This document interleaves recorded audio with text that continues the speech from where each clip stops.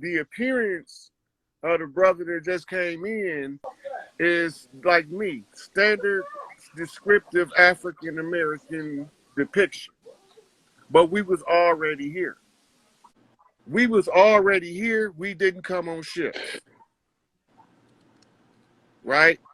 And he presented a historical piece of information that's critical but simple. He said that his ancestors fled from, we say, Georgia and Alabama area? Nah, Georgia, North Carolina, my Cherokee ancestors. Okay. For the record, that part of the record, they repositioned in the war. We've been an occupied territory at perpetual war for 500 years. They didn't flee, they repositioned in the war. Who is they? His ancestors. Well, so how what was happening was when they were removing the Cherokee from that particular territory, the deal was you could relocate with the tribe and you would receive federal land reserves, right? And that would be obviously the Oklahoma territory, right? But the federal government cut a deal that if you decided to stay, they will give you 640 acres. So that's the deal between the Cherokee and the federal government. Go to Oklahoma or stay and you'll receive 640 acres. Right. The state laws stated that any natives that stayed in the territory were reclassified as people of color. And by law, people of color couldn't own land. So the federal government is giving you land if you want to stay, and the state's taking it away. And that's what was happening. So people were relocating to get out of harm's way and also try to put themselves in the best position to still continue their culture without moving to a whole new environment. Because the East Coast woodlands is very different than Oklahoma. It's a different. It's going to be a different culture.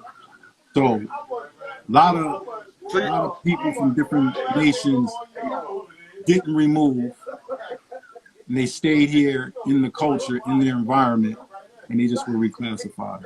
You know what I mean? Others fought. Now their reclassification, it doesn't obscure your vision that you organically tied to the land that we roam, right? No, because all that is revisionist history, as I was stating before. I'm sorry. Does someone need to go out and come back in? I'm sorry, because the background is really loud.